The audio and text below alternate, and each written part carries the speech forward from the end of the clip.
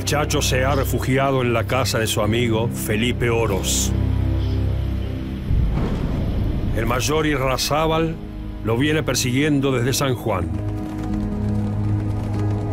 No descansará hasta atraparlo.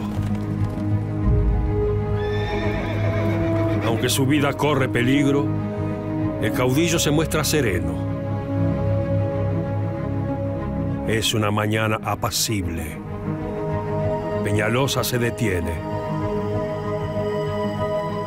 Escucha el sonido de unos caballos acercándose. Su esposa lo mira preocupada. El Chacho comprende que los hombres de Irrazábal lo han encontrado. Se prepara para lo peor.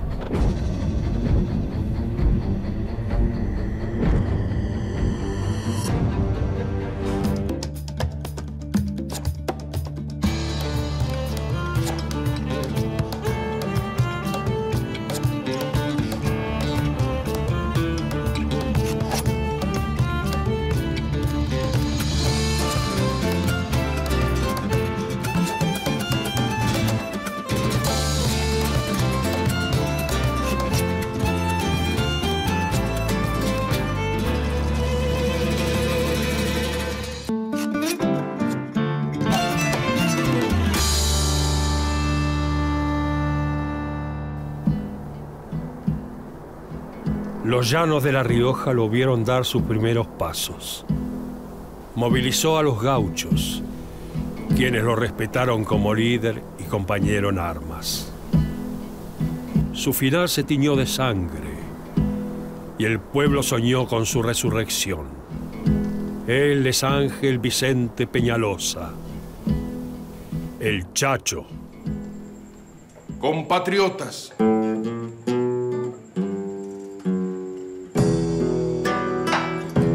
es llegado el momento solemne de reivindicar nuestros sagrados derechos que traidores y perjuros nos han usurpado.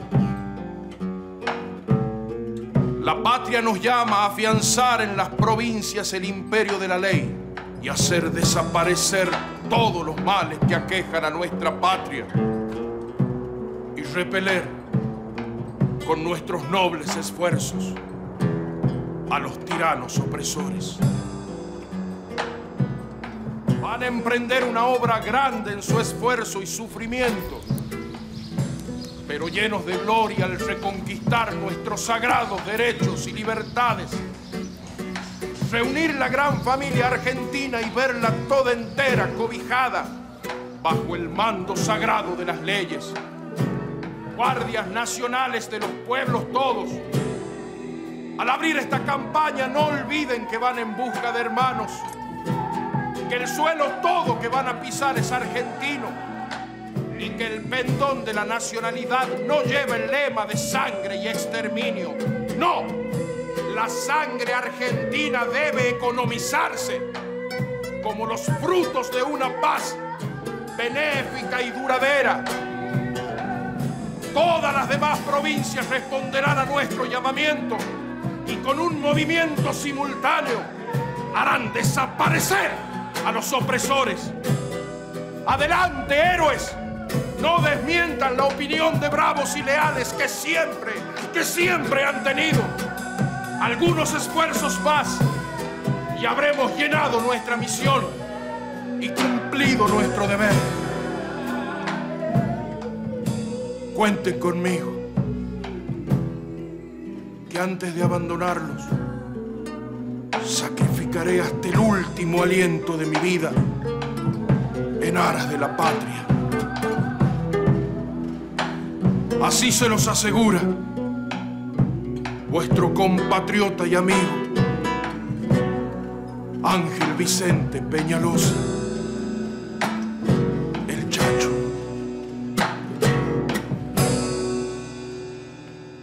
Con el Chacho Peñalosa empieza la época de los últimos caudillos en Argentina. Hubo tres grandes etapas de caudillismo. La de la Guerra de Independencia, donde estaban Artigas y Güemes. La de las autonomías provinciales y las guerras civiles. Ahí están Quiroga, López, Dorrego, Rosas, Cerrado por Urquiza. Y después la etapa que abre el Chacho, que es la de caudillos que luchan ya no contra otros caudillos y contra provincias, sino contra el Estado Nacional que se está formando y que tiene sede en Buenos Aires. Entonces, el Chacho hereda la forma de dirigir, la forma de luchar de los caudillos previos, pero el contexto es distinto. Ahora su gran enemigo va a ser este Estado Nacional en formación y no otros como él. Ángel Vicente Peñalosa nació en 1798 en Guaja, en un rancho cerca de los llanos riojanos. Los Peñalosa poseían una fortuna en tierras y ganado, que fue mermando a causa del estancamiento de la economía provincial. El pequeño Ángel Vicente fue criado por un tío suyo que era cura. Sería este hombre quien le daría su apodo, ya que al llamarlo muchacho, solo se le escuchaba Chacho. Durante su infancia y debido a que vivía en una región carenciada, Chacho no pudo aprender ni a leer ni a escribir.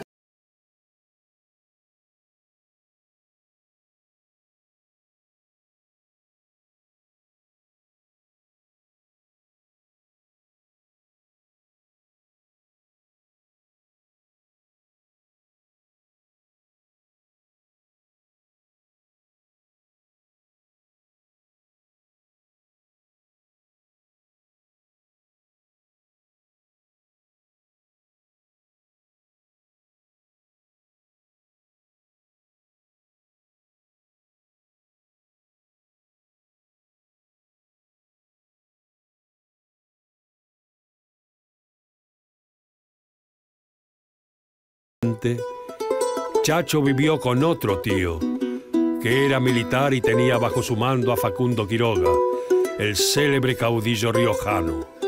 Quiroga y Peñalosa sintieron la afinidad de aquellas personas destinadas a grandes cosas.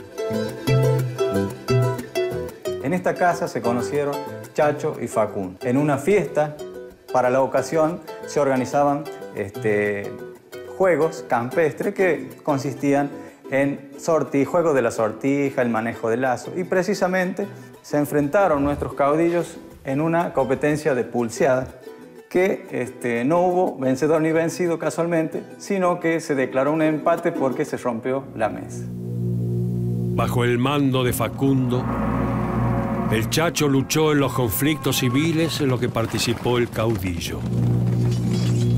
Rápidamente aprendía el oficio del combate y sus consecuencias.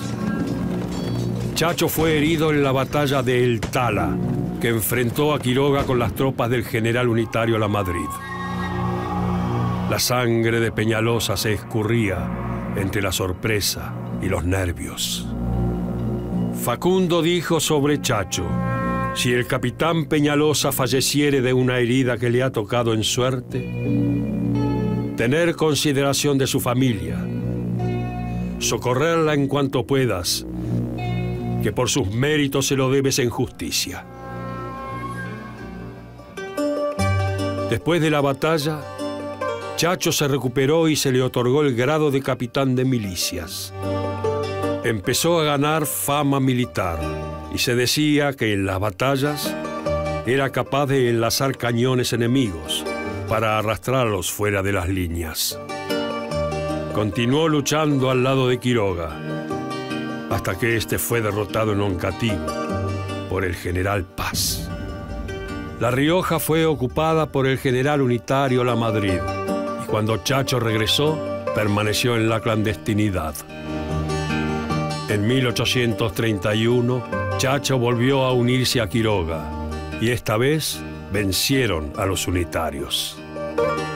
A causa de su valiente accionar, Peñalosa recibió el título de teniente coronel. Paso a paso, batalla tras batalla, se iba formando el futuro caudillo.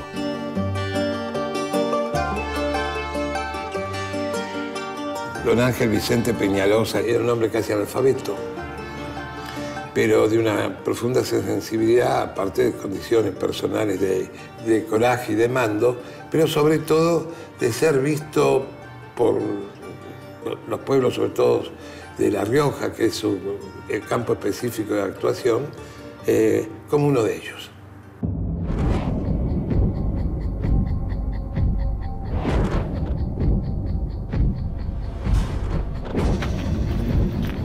El capitán Roberto Vera desciende de su caballo. Entra en la casa, mientras sus hombres desenvainan sus sables. El Chacho lo recibe. Perseguidor y perseguido se observan en silencio. El caudillo entrega su puñal, se rinde. Vera recoge el arma, cierra la puerta.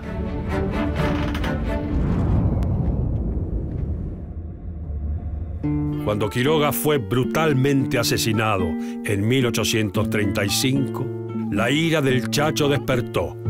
Aliado con los sanjuaninos, Chacho intentó apoderarse de La Rioja por la fuerza, pero fue derrotado por Tomás Brizuela, gobernador de la provincia. Más tarde, Brizuela decidió perdonarlo y nombró al Chacho comandante de milicias. Hacia 1840, Juan Manuel de Rosas, gobernador de Buenos Aires, era el personaje de mayor poder e influencia en la Confederación. Pero venía enfrentando serios problemas para imponer su programa político. Rosas luchó contra Corrientes, contra el Estado Oriental y contra distintas conspiraciones de antiguos partidarios. También en el interior surgió una dura oposición a Rosas. Tucumán se pronunció contra él. Seguidamente se plegaron Salta, Jujuy, Catamarca y La Rioja. Así surgió la coalición del norte. El gobernador riojano contaba con el apoyo de una figura clave, Chacho Peñalosa. A partir de 1838 hubo una serie de levantamientos contra Rosas de distinto tono político y en distintos lugares, y uno de ellos, en 1840, es la Coalición del Norte, ¿no? Una serie de provincias que le quitan a Rosas el manejo de las relaciones exteriores y por lo tanto se van de la Confederación y se disponen a afrontar el ataque militar que saben que Rosas va a enviar con las fuerzas de Buenos Aires y de sus aliados en el interior. Y uno de los jefes militares de la Liga del Norte, de la Coalición del Norte, va a ser precisamente el Chacho Peñalosa. Brizuela y Chacho habían decidido pelear contra Rosas, ya que lo responsabilizaban de la muerte de Facundo y de no mostrar interés en realizar una organización nacional. Rosas envió una poderosa expedición al interior que fue venciendo uno tras otro a los líderes de la Coalición del Norte. Fueron contiendas sangrientas. Con la derrota de la Madrid en la batalla de Rodeo del Medio, la Coalición del Norte quedó destruida. Era el año 1841. Chacho escapó junto a sus hombres hacia Chile, cruzando la temible cordillera de los Andes. Permaneció exiliado 6 meses. A su regreso fue pasando por San Juan, La Rioja y Catamarca, y logró que muchos hombres se unieran a su causa.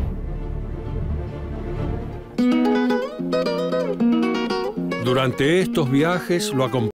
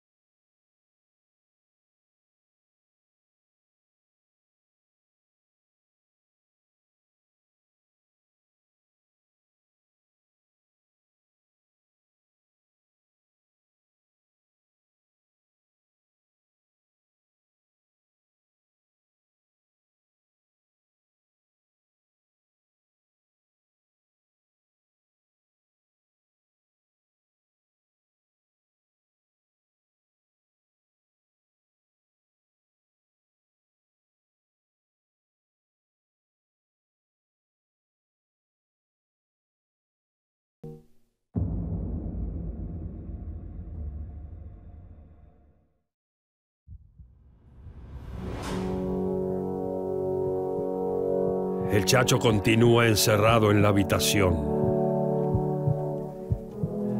El capitán Vera espera. La mujer e hijo del caudillo tienen miedo. Peñalosa intenta mantenerse tranquilo. Un caballo se aproxima raudamente por los llanos. El mayor Irrazábal desciende del corcel. Entra en la vivienda al grito de «¿Quién es el bandido del Chacho?». El caudillo le responde «Yo soy el Chacho, pero no soy un bandido». Irrazábal agarra una lanza. En sus ojos arde la furia. Abre violentamente la puerta de la habitación. El Chacho se levanta.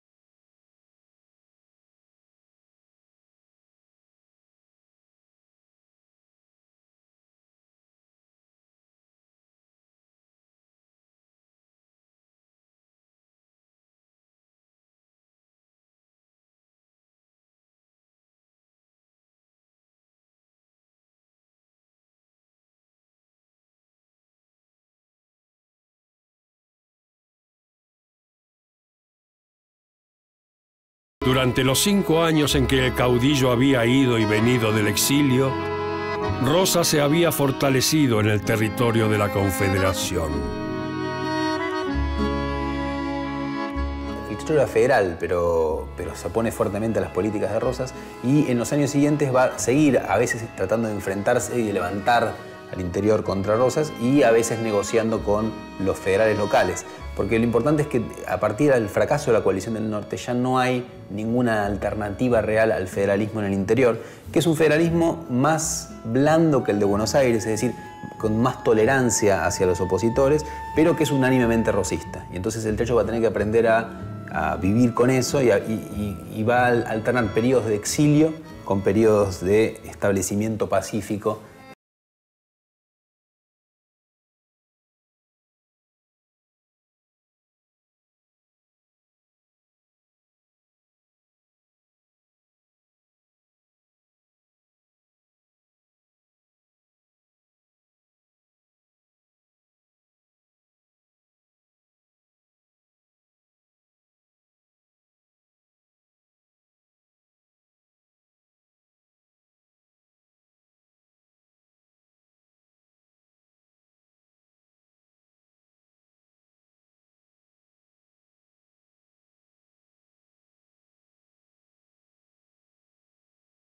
Vivió modestamente. La vida de Chacho cambiaría gracias a un importantísimo incidente.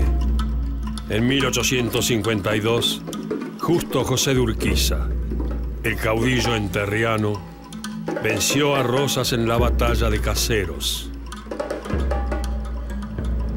Con la caída del restaurador, Peñalosa pudo empezar a moverse libremente. Atrás quedaba el miedo y el futuro ofrecía una nueva oportunidad. 7 meses después de Caseros, Buenos Aires se separó de la Confederación, formando un estado autónomo. Las demás provincias permanecieron unidas y en 1853 juraron una constitución nacional. La sede de gobierno se situó en Paraná y Urquiza ejerció la presidencia. En 1855, Chacho, que había mantenido una relación epistolar con Urquiza, fue nombrado general de la Confederación. Se reintegraba así a la causa federal. Aquel joven riojano que había luchado codo a codo con Facundo, que había militado contra Rosas, exiliándose en repetidas ocasiones, ahora alcanzaba un momento de esplendor. En la década de 1850, el Chacho Peñalosa se convierte en un caudillo fundamental de La Rioja, casi como en la figura decisiva de la política riojana. De alguna manera reproduce lo que en su momento había sido Quiroga en su provincia, ¿no? Alguien que define los conflictos de poder entre la élite y que tiene una gran impronta sobre sus seguidores en una provincia que es muy pobre, ¿no? Y que entonces tiene también límites muy concretos para proyectarse más allá de su propio espacio, ¿no? Con el brutal asesinato del gobernador Benavides en 1858, San Juan fue intervenida por Urquiza. Para ese momento, Chacho ya era una figura central en la política riojana. Peñalosa mediaba entre los bandos que se disputaban el poder. Era respetado tanto por los federales como por los antiguos unitarios. En 1856 y 1860, depuso a 2 gobernadores con la sola presencia de sus gauchos en la plaza central. Era su apogeo como caudillo. Pero su rol como mediador cambió en 1861, cuando las tropas de la Confederación, al mando de Urquiza, fueron derrotadas por el gobernador porteño Bartolomé Mitre. Buenos Aires logró imponer sus condiciones para reintegrarse a la Confederación. Y Mitre se consagró como presidente de la República. El plan de Mitre era fortalecer un Estado nacional en el cual Buenos Aires tuviera supremacía. Y para lograr este objetivo, debían conquistar militarmente el interior, todavía a manos de los federales. Chacho decidió generar un frente de resistencia contra el nuevo presidente y movilizó a sus seguidores. La situación provincial en muchos lugares va a cambiar, es decir, muchas provincias pasan del federalismo a ser provincias liberales, que era el partido del liberalismo de Mitre, por ejemplo, la más importante es Santiago del Estero, pero otras se van a oponer, y es el caso de La Rioja, ¿no? Donde justamente el primer levantamiento del Chacho Peñalosa es en contra de esta voluntad de Buenos Aires de imponer una solución nueva al interior. El caudillo es expresión de su pueblo, del pueblo alzado en montoneras, y es el que lleva el peso no solo de la representación, sino también de la lucha y el enfrentamiento contra, sobre todo, el poder concentrado en la ciudad de Buenos Aires. La gran mayoría de los gauchos del Chacho tenían una ocupación definida. Eran labradores, artesanos, arrieros, peones y jornaleros. Además, estaban casados y tenían familia, lo cual desmiente la imagen clásica del seguidor del Chacho como hombre criminal y marginal. El caudillo tenía un vínculo muy fuerte con ellos. Les prestaba mulas para el transporte, les daba animales para alimentarse y los protegía. Por participar en las montoneras, los gauchos obtenían dinero, pero no era el único motivo que los llevaba a arriesgar su vida. Ellos compartían la identidad federal. Para los gauchos, ser federal era ser buen riojano, ya que luchaban contra los hombres de Buenos Aires. Peñalosa era el buen caudillo, era el hombre, era el paisano amigo, era el hombre que vivía y pensaba como sus gauchos. Era un hombre de una absoluta humildad. Y era, yo diría, el prototipo del gaucho del interior, es decir, el hombre de absoluta creencia en la palabra jurada. Él era analfabeto, a diferencia de los otros. No sabía leer ni escribir. Él dictaba sus cartas. Pero era el hombre criterioso.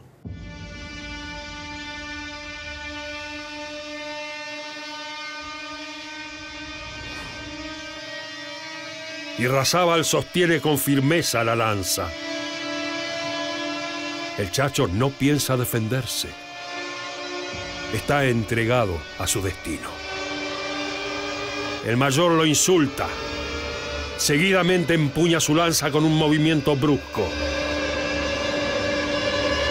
el caudillo recibe la estocada en su pecho. Cae de rodillas mientras la sangre aflora por la herida.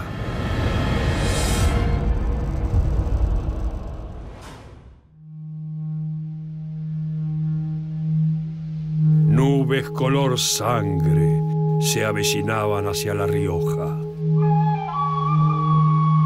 La situación de Chacho era complicada. Estaba rodeado de enemigos. Los Taboada, que avanzaron contra él desde Santiago del Estero, y el gobernador de San Juan, Domingo Faustino Sarmiento. Dos derrotas opacaron al caudillo. La primera se produjo en Tucumán, en la batalla de Río Colorado, y la segunda en el campamento de Aguadita de los Valdeses, en La Rioja. Las tropas del gobierno nacional ocuparon casi toda La Rioja. Chacho se refugió en los llanos. Mitre envió un emisario para iniciar negociaciones. Peñalosa estaba dispuesto a exiliarse si eso contribuía a la paz, pero las tratativas no prosperaron. El Chacho volvió a ponerse en marcha. Partió hacia San Luis, en donde un grupo de paisanos sublevados lo solicitaba como líder. Nuevamente, el gobierno nacional le ofreció un armisticio para él y todos sus partidarios. Pero mientras se realizaba la negociación, Chacho fue traicionado. Su retaguardia fue destruida por el coronel Rivas y Chacho se escondió nuevamente en los llanos. Mitre necesitaba terminar con el caudillo cuanto antes, ya que tanto sus opositores como sus aliados exigían una resolución rápida al conflicto. En el gobierno nacional de Mitre había como dos posturas, los que buscaban negociar con los federales, y también entre ellos con el Chacho, y los que buscaban el exterminio total de cualquier tipo de resistencia, y que en particular en el caso del Chacho le agregaban un desprecio muy fuerte por todo lo que fuera popular. Es decir, el Chacho era, por ejemplo en el caso de Sarmiento, casi un ejemplo de todo lo que él despreciaba y combatía y consideraba el gran mal de la Argentina, ¿no? Que era esta barbarie popular que podía oponerse a lo que llamaban la civilización. El 30 de mayo de 1862.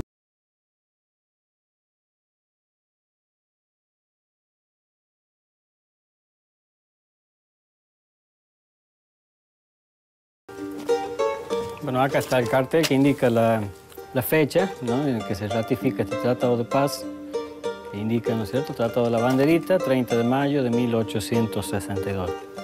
El acuerdo, en realidad, el tratado era de que en son de paz se terminaban las luchas y se hacía la entrega por ambas partes de los prisioneros. Bueno, y se dice de que al salir de acá el Chacho entregó sus prisioneros, fueron entregados sanos y salvos, y no así de la parte de Rivas, que ahí se dio cuenta el Chacho que realmente los prisioneros que tenía Rivas fueron todos fusilados, o sea que Rivas no hizo entrega. O sea que fue un pacto que se hizo, pero en realidad Rivas no entrega los prisioneros porque ya los había matado. Chacho aceptó el tratado, pero muchos de sus hombres no quedaron conformes. Algunos de ellos subsistían gracias al cuatrerismo, el robo de ganado, práctica que el gobierno castigaba duramente. Cuando unos cuatreros, hombres del Chacho, entraron en San Juan, estalló el conflicto. El gobernador sanjuanino, Sarmiento, exigió a Peñalosa la entrega de esos hombres, pero el caudillo se negó. Sarmiento, aconsejado por Mitre para que realizara una guerra de policía, ordenó al coronel Sandes que escarmentara a los rebeldes riojanos. En Loma Blanca, el caudillo fue vencido por las fuerzas de Sandes. Chacho huyó hacia Córdoba y tomó la ciudad capital durante algunos días. Le pidió a Urquiza, su antiguo aliado, que tomara en sus manos la defensa de la Confederación.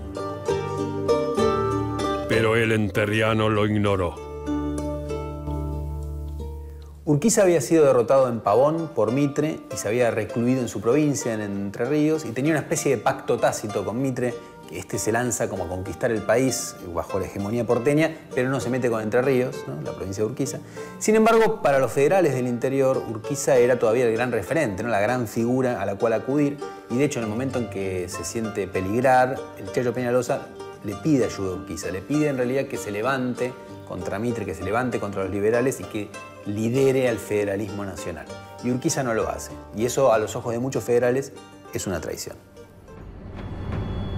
El cenit de este turbio conflicto se produjo en la Batalla de las Playas. Fue una masacre para el ejército de Chacho, no solo por la derrota, sino por los fusilamientos posteriores. La sangre de los chachistas humedeció la tierra. Era un momento de luto para el federalismo. Chacho huyó, acompañado por algunos fieles seguidores y su mujer, Victoria. Más tarde, el caudillo bajó hasta San Juan, en donde las tropas nacionales, comandadas por el mayor Irrazábal, realizaron una carnicería en Caucete. La situación era grave, y el Chacho se trasladó a la aldea de Olta, en los llanos. A sus 70 años, intentó reorganizar a su gente y generar una nueva resistencia. Ignoraba que la muerte ya había montado su corcel y que muy pronto arribaría a Olta.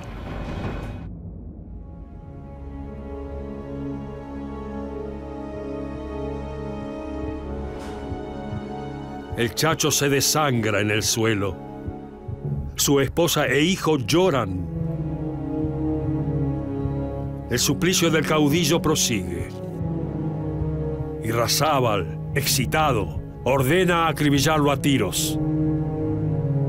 Las armas apuntan hacia el moribundo. Descargan sus municiones.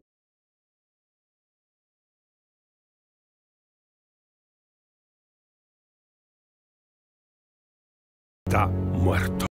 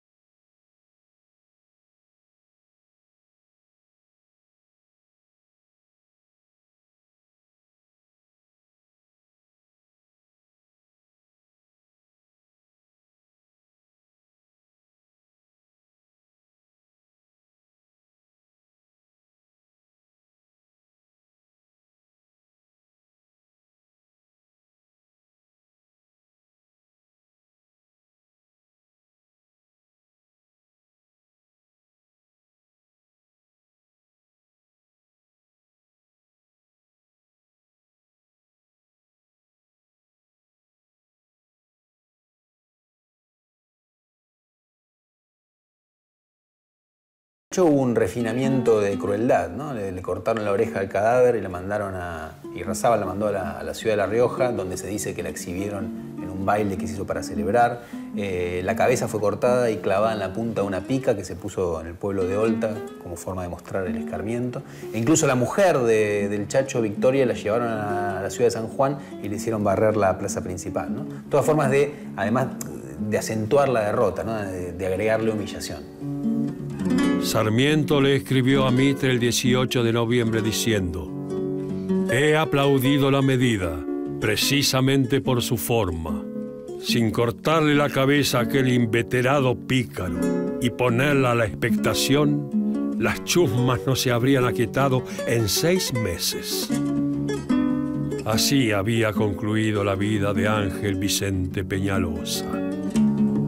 El asesinato de Chacho fue una gran conmoción nacional y José Hernández, el autor del Martín Fierro, escribió un libro precisamente para exaltar la vida del Chacho y fustigar y denostar su asesinato, a mando del teniente coronel Irrazábal, uno de los conspicuos coroneles de Mitre. La tragedia de Olta inició una ola de sangre descontrolada en toda la región. El eco de aquel bravo riojano se repetiría incansablemente, transformándose en canciones populares hasta hoy. Dicen que Peñalosa ha muerto. No sé si será verdad. No se descuiden, salvajes, y vaya a resucitar. La muerte del Chocho inicia el fin de una época, ¿no? De la época de los caudillos. Porque si bien van a quedar caudillos que se levanten contra el Estado Nacional, a partir de entonces, es el fin de la época de los grandes caudillos federales que movilizaban a las masas para sus proyectos políticos. Y se cree comúnmente que entonces ganó Buenos Aires, ¿no? que ganó el proyecto de Mitre. Y esto en realidad es falso, porque también el proyecto de Mitre va a fracasar. Lo que triunfa es finalmente una alianza de los grupos dominantes del interior que le logran imponer a Buenos Aires sus condiciones, ¿no? Por eso los grandes nombres de la Organización Nacional son del interior. Nicolás Avellaneda, Roca, Juárez Selman, que lo que hacen es crear un nuevo sistema político en el cual hay menos impronta popular que antes, pero en el cual ellos también se aseguran mantener sus intereses y respetarle ciertos intereses a Buenos Aires. Y el sistema nuevo que nace ya no deja lugar para los caudillos, es una sociedad completamente diferente. Chacho Peñalosa fue un ejemplo de caudillo, guerrero infatigable, sumamente popular, federal, coherente, resistente y empecinado. A pesar de que nunca ganó una batalla, sus hombres lo siguieron con fidelidad. A diferencia de sus antecesores, el principal enemigo de Peñalosa no fueron otros caudillos. Su principal acción fue enfrentar en condiciones muy desfavorables a las fuerzas del creciente Estado Nacional. Con pocos recursos y a fuerza de coraje, empeño y valentía, se ganó el corazón de sus hombres y el de todos los federales. Este fue Ángel Vicente Peñalosa, el